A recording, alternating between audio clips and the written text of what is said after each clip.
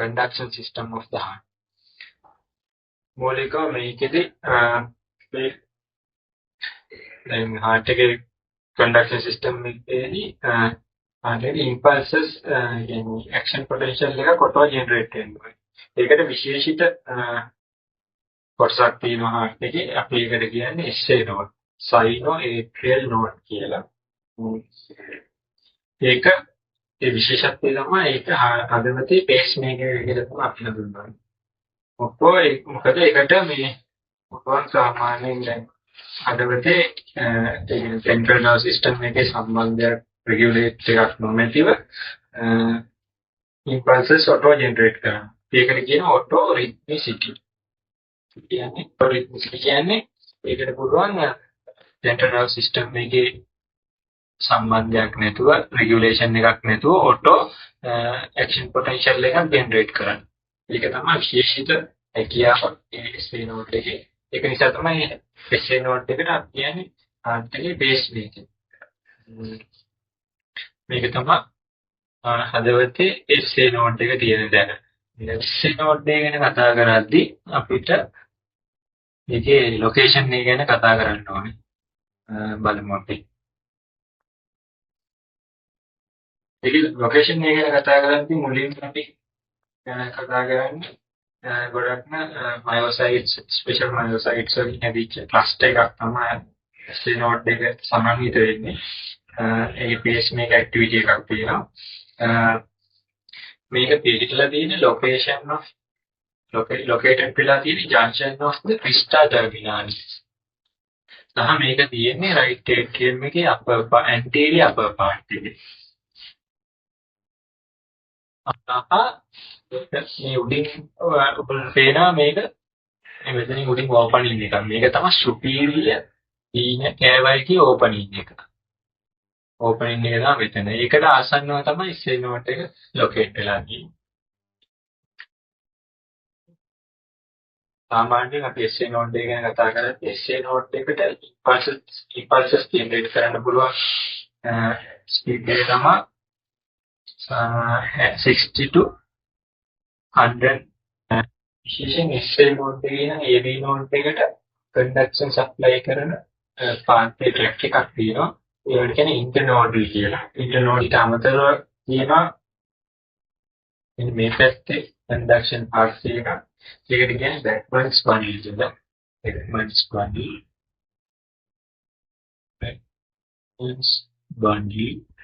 ඒකෙන් කරන්නේ මේ SA node එකේ තියෙන impulses left atrium එකට propagate කරන්නේ. ඒකේ වැදගත්කම. බෝල් එකේ ඉඳන් යද්දී යම් කාලයක් ගත වෙන නිසා මේක ශනික මේ left atrium එකට propagate කරලා atrium contraction එකට දායක වෙනවා. ඊට පස්සේ අපි කතා කරමු AV node එක ගැන. AV node එක තමයි heart එකේ silent node එක. මේකේදී සාමාන්‍යයෙන් අපි කියන්නේ activity එකක් very slow activity conduction එකක් තමයි තියෙන්නේ. ඒකට විශේෂත්වය තමයි AV node එකේ slow conduction එකේ පැහැදිලා තියෙන්නේ. අපි දන්නවා cardiac cycle එකක් ගත්තොත් මේ atrial diastole කියලා තියෙනවා, atrial systole කියලා තියෙනවා, ventricular diastole කියලා තියෙනවා, ventricular systole කියලා. ඔය හතර තමයි එකතුව තමයි cardiac cycle එක හැදෙන්නේ.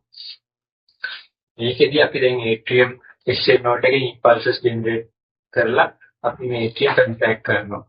atrium contract කරද්දී ventricular තියෙනවනේ relax එකේ. ඔය atrium contract කරද්දී ventricular contract වුණත් මේ atrium එකේ තියෙන blood ventricle එකට හරියට එන්නේ නැහැ.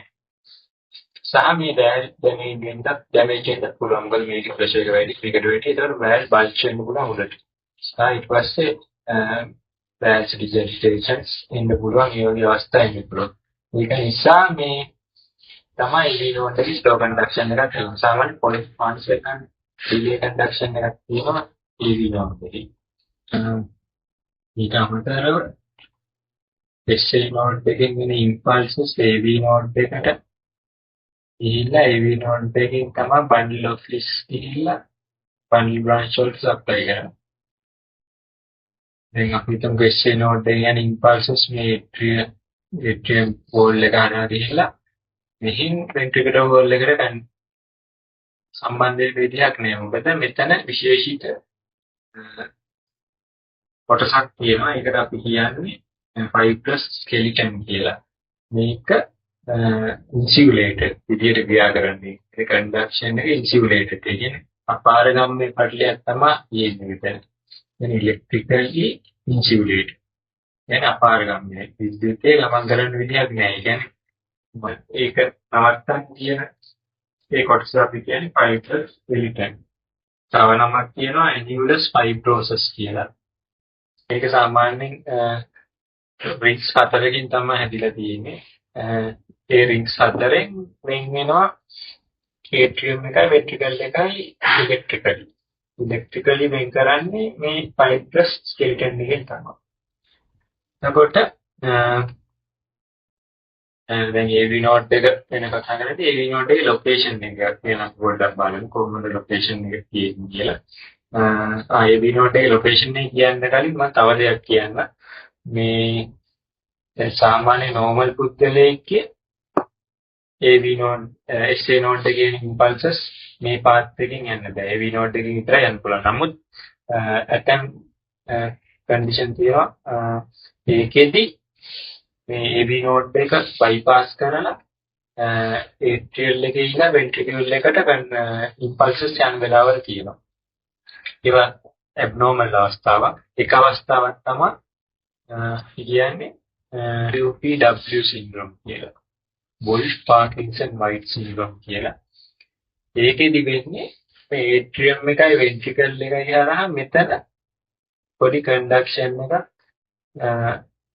ඇති වෙනවා. ඒකට දායක වෙන්නේ මෙතන bundle of Kent. ඔය Kent කියන bundle එක මෙතන විද්‍යුත් පරිවාරක භාවය නැති කරලා මෙතන සන්නායකතාවයක් ඇති කරනවා. එතකොට වෙන්නේ මේ atrial එකෙන් එන contraction ventricle එකට ගිහිල්ලා ventricle එක contract වෙනවා. ඊට අමතරව AV node එකෙන් ගිහිල්ලා contract වෙනවා. හැබැයි මේ part එකේ ගියාම මොකද වෙන්නේ? මෙතන delay එකක් වෙන්නේ abnormal heart rhythm arrhythmia තත්ත්වයක් තමයි. එන් tachycardia තත්ත්වයක් කියනවා. මේකෙදී ගොඩක් වෙලාවට WPW syndrome එකේදී ගොඩක් හොයාගන්න පුළුවන්. PR interval එක අඩුයි. PR අතර මෙහිම delta wave එකක් එනවා. P wave එක ඇවිල්ලා තමයි R wave එක S wave කොහොම එන්නේ. එතන delta wave එකෙන් තමයි WPW syndrome හොයාගන්න පුළුවන් ගොඩක්ම අවස්ථාවක් වෙන්නේ. ECG වල. ඊට අමතරව තව condition එකක් තියෙනවා. LGL syndrome කියලා. Lone Gannon Lewis syndrome කියලා. Lone Gannon Lewis syndrome. LGL syndrome කියලා එකට කියන්නේ. ඉතින් වෙන්නේ LGL syndrome. ඒකෙදි වෙන්නේ ඉස්සෙල්ලා WPW syndrome වල bundle of Kent. ඒකෙදි මේ atrial ventricle මෙතනින් සම්බන්ධ වෙන එක. නමුත් මේ LGL syndrome එකේදී වෙන්නේ මේ මොකනේ internodal මේ branches තියෙනවා කියලා මේ node branches වල තව තියෙන paranodal branches කියලා. මේකෙදි වෙන්නේ මේ branches AV node එකට සම්බන්ධ වෙන්නේ නැතුව SA node එකේ ඉන්න කෙලින්ම bundle of his එකට සම්බන්ධ වෙනවා. එතකොට මොකද වෙන්නේ? මේ AV conduction එක bypass වෙනවා. ඒ කියන්නේ delay conduction එක නවතිලා fast conduction එකක් තමයි යන්නේ. එතකොට abnormal heart rhythm වෙනවා. arrhythmias තත්ත්වයන් වෙයිලා. හරි දැන් atrial contraction එකට time එක අඩුයි. ventricle ඒකම contract වෙනවා. එතකොට වෙන්නේ cardiac output අඩු වෙලා blood හරියට fill වෙන්නේ නැහැ. atrium abnormal contraction නිසා cardiac output stroke volume එක අඩු වෙනවා. cardiac output එක අඩු වෙනවා.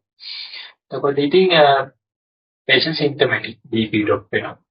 faintishness ventricular tachycardia යනවා. ventricular fibrillation යන පුළුවන් chance තියෙනවා. මොකද මෙතන accelerate path එකක් හැදලා තියෙන නිසා. ඒක තමයි මේ සිග්නල් දෙකේ තියෙන වෙනස්.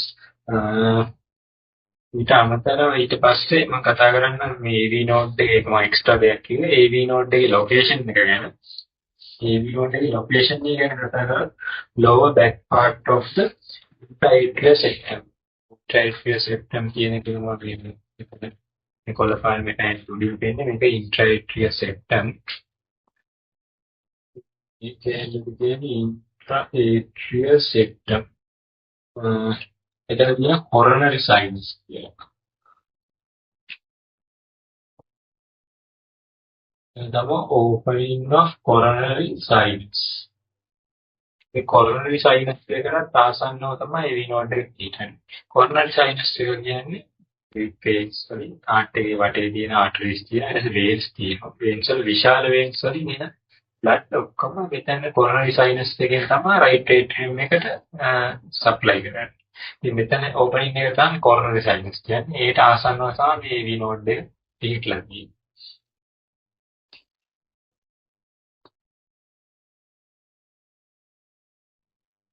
මේ AV node එකේ විශේෂත්වයක් තියෙනවා මේ මොකද SA node එකේ auto rhythmicity action එකක් තියෙනවා කියලා ස්පේන් node එකේ. කියන auto impulses generate වෙලා action potential එක auto generate කරගන්න පුළුවන් කියලා. ඒ වගේම තමයි AV node එකටත් පුළුවන් auto rhythmicity action එකක් තියෙනවා. මේකටත් පුළුවන් auto generate කරන impulses.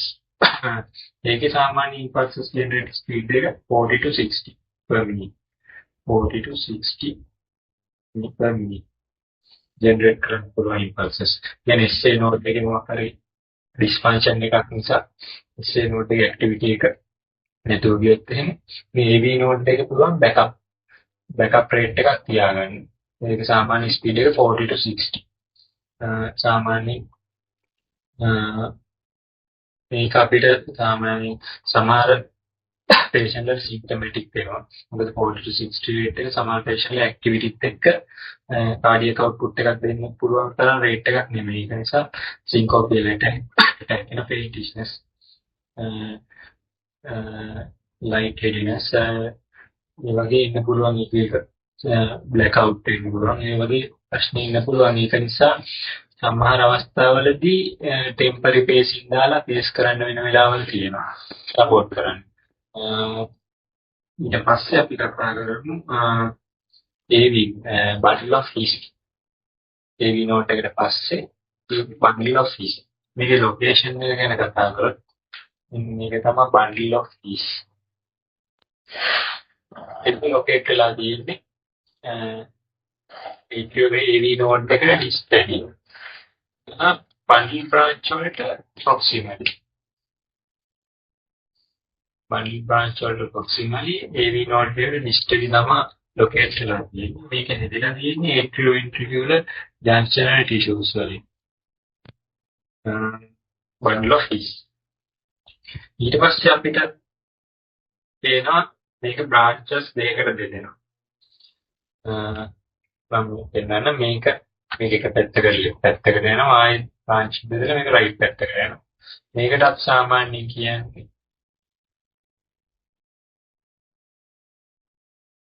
මෙන්න මේ කොටස. මෙන්න මේ කොටසට කියන්නේ අපි left bundle branch. තුරු පැත්තට යන එකට අපි කියනවා right bundle branch. ඊට පස්සේ ආයේ මේ කොටස් දෙකකට බෙදෙනවා. මේක posterior fascicular කියලා කියනවා. මෙන්න තුනක් එහෙම බෙදලා තියෙනවා. posterior fascicular posterior tract කියලා කියනවා. මේක anterior fascicular. ඒ anterior part එකට තමයි ventricular conduction එක දෙන්නේ. මේක posterior part එකට. මේක ඊට පස්සේ මේක කුඩා branch වලට කැඩලා මෙන්න මේ වලට කියනවා අපි Purkinje's.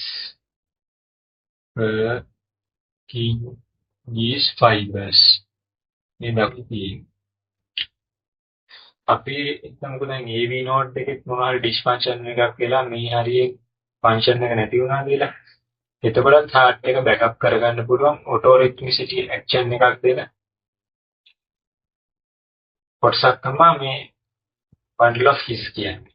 මේ bundle of His එකකට පුළුවන් යම්කිසි action potential එකක් දෙන්න. ඒකේ සාමාන්‍ය speed එක තමයි 20 තමයි සාමාන්‍ය 20 per minute action potential එකක් දෙන්න පුළුවන්. impulses දෙන්න පුළුවන් 20 per minute. ඒකට ඒ ප්‍රමාණයෙන්ම ගොඩක් වෙලාවට ventricular contract වෙන්නේ නැහැ. ධන වශයෙන් දෙන ප්‍රමාණය තමයි 20 per minute. 20 rate එකේ impulses දෙන්න පුළුවන් bundle of his වලට. bundle of his වලට දෙන්න පුළුවන්. අපේ per kgs වලට දෙන්න පුළුවන් 15 to 30 වගේ rate එකකින් දෙන්න පුළුවන් backup rate එක. 15 to 30 beats per minute. ඊළඟට මේ rate එකකින්ම ගොඩක් වෙලාවට දෙන්නේ ඒගොල්ලෝ impulses 15 to 30 දුන්නට ගොඩක් වෙලාවට 20 25 ඒ වගේ සමහර 15 වෙලාවලු තියෙනවා. ඒක enough not enough to so give a cardiac output.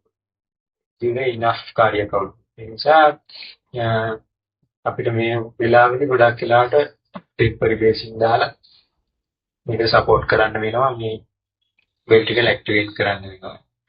ඒ නිසා artificially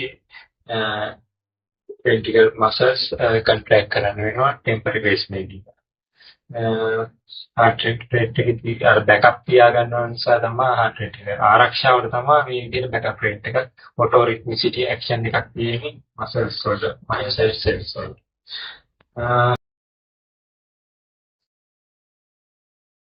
මම ඊළඟට කතා කරන්නම් මේ කොහොමද මේ cardiac cell වල conduction velocity එක කියලා. conduction ගමන් කරන වේගය කොහොමද වෙනස් වෙන්නේ කියලා cell එකෙන් cell එකට. මේකෙදි මුලින්ම කතා කරන්නේ කොහොමද atrium cell වල conduction velocity එක කොච්චර වේගයකින්ද සහ needle කොයි වගේද deflect වෙන්නේ කියලා. ඊට පස්සේ AB node දෙකේ කොහොමද කොච්චර velocity එකකින්ද conduction ගමන් කරන්නේ සහ Perkins bundle branch එක කොහොමද කොච්චර velocity එකකින්ද කොච්චර වේගයකින්ද conduction ගමන් කරන්නේ සහ ඒක කොහොමද මේ cell adapt වෙලා තියෙන්නේ ඒ conduction එක ගමන් කරන්නේ කියලා. මුලින්ම මම atrium cell එක ගැන කතා කරන්නම්. atrium cell වල medium velocity එකක් තමයි තියෙන්නේ. මේකේ cell arrangement එක ගත්තොත් එහෙම atrium cell වල medium cell තියෙන්නේ. gap junction තියෙනවා. diameter එක සාමාන්‍ය මට්ටමේ medium diameter එකක් තමයි තියෙන්නේ. ඒක සාමාන්‍ය conduction එක ගත්තොත් මේ වගේ පිළිවෙලක් තමයි ඉන්නේ. atrium වල. atrium වල අන්න මේ වගේ පිළිවෙලක් තමයි ඉන්නේ. මොකද තමයි atrium වල conduction එක ECG වල ECG එකේදී එන්නේ මේ වගේ පිළිවෙලක් තමයි atrium එකක්. ඒකවල conduction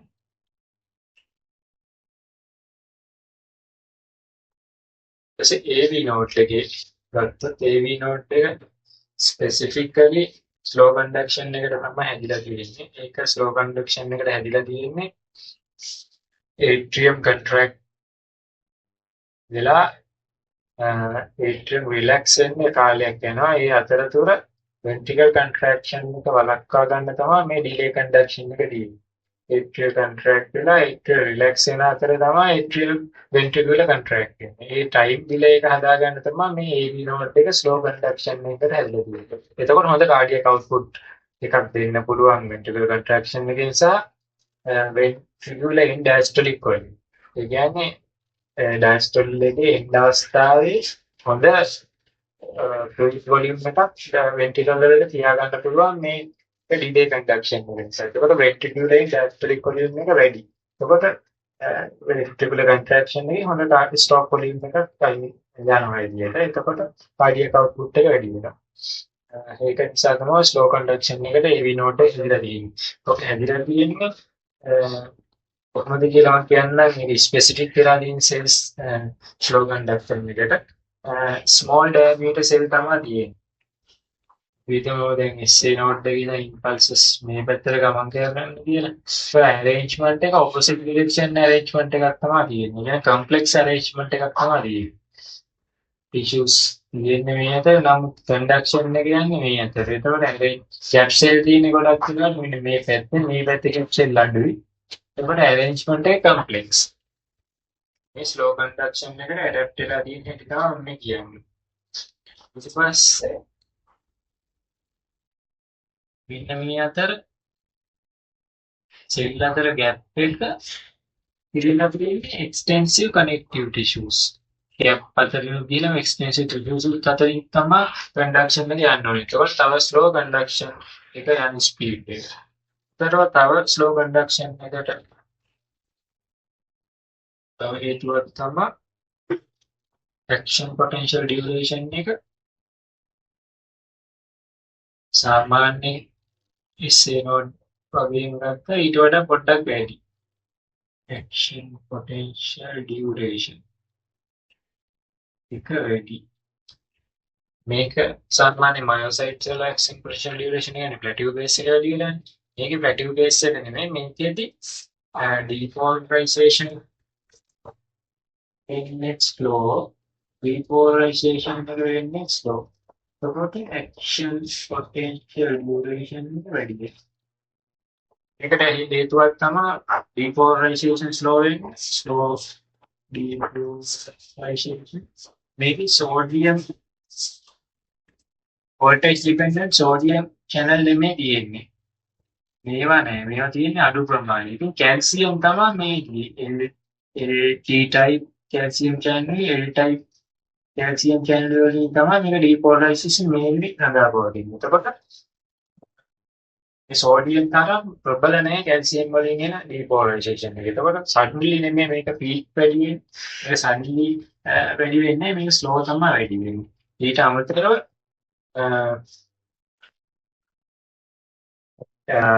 මම කලින් කිව්වා potassium channels කියනවා කියලා rapid active delay rapid active කියලා IKUR කියලා IKR I2 කියලා ඒවා මේකෙදි සුළු ප්‍රමාණ වලින් තමයි අඩක් වෙන්නේ. ඒක නිසා rapid repolarization එකක් එන්නේ කුඩා ප්‍රමාණයේ තියෙන නිසා slowly තමයි potassium එළියට යන්නේ. ඒක නිසා slow depolarization නිසා action potential reduction වැඩි වෙනවා. මේකද තව action potential එක කොච්චර ආවත් අර මේ repolarization වෙනකන් complete වෙනකන් ආ action potential එකක් එන්නේ නැහැ. ඒක සංක්‍රාමක repolarization එක කියන්නේ conduction එක ගමන් කරන්නේ මේ normal වෙනකන්. එතකොට delay action එකක් තමයි ඊට පස්සේ තියෙන්නේ.